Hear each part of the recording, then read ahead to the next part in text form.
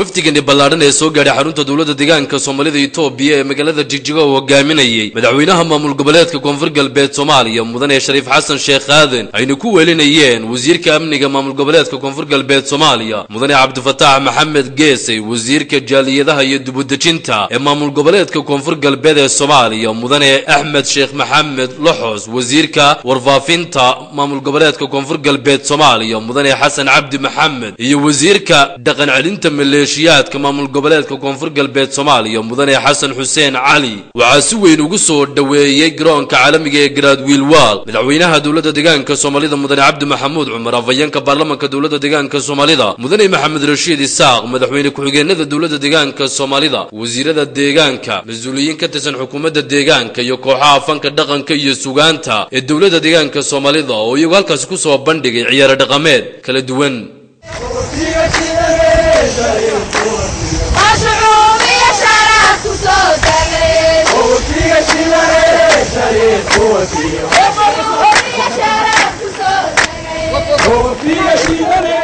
ugu horeyntiina waxaa qolka martida ee garoonka caalamiga ee Garaad Wiilwaal warbaahinta deegaanka kula hadlay madaxweynaha dawladda deegaanka Soomaalida Mudane Cabdi Maxamuud Cumar isagoo ugu horeyntii soo dhaweeyay isla mar ahaantaana sheegay inay ku faraxsan yihiin imaatinka dalka iyo deegaanka Soomaalida Itoobiya madaxweynaha Koonfur Galbeed Soomaaliya Mudane Shariif Xasan Sheekh Aadan iyo wafdiga ballaaran ee uu hogaaminayaba deegaanka Soomaalida iyo dalka Itoobiya waxaan leeyahay booqashadiisa inaan aad ugu faraxsanahay isagii wafdiga uu watana waxaan leenahay welcome kusoo dhawaada maxaan ku rahay Itoobiya kusoo dhawaada deegaanka Soomaalida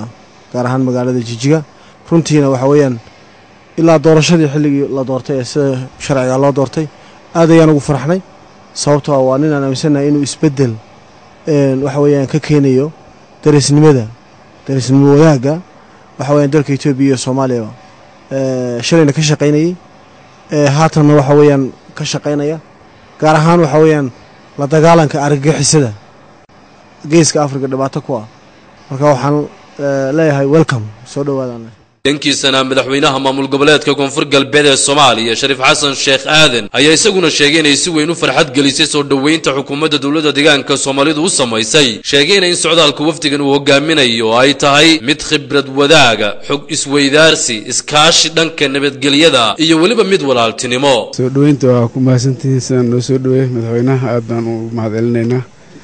waan rajaynaynaa kulay inaan dhowrka maalmood beriyaan la joogno waxaan rajaynaynaa inaan iska wareysano bal sidii uun darisnimadii iyo walaalnimadii iyo sidii uun xaaladda aan iskaga warsan lahayn Soomaaliya kulley dhibaato ka jirto gaar ahaan maamulka Koonfur Galbeed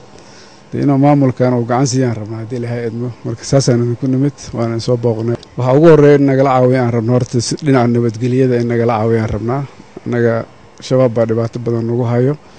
marka in dhinaca nabadgelyada iyo dhinaca horumarka uu gaaray deegaanka Soomaalidu inuu horumarkaasna la qaybsano ayagana ay macallin oo noqdaan aan rabnaa inaga wax naga tusaan hadii la hadlo intaasi kadib ayaa wafdigii ka socday maamul goboleedka Koonfur Galbeed Soomaaliya iyo mas'uuliyiinta xukuumadda deegaanka Soomaalida oo hogaaminaya madaxweynaha dawladda deegaanka Soomaalida Madaxweyne Cabdi Maxamuud Cumar ay u soo kicitimeen howlka weyn ee loogu talagalay shirarka heer deegaan halkaasi oo howlwadeennada howlkaasi ay uga warbixiyeen mas'uuliyiinta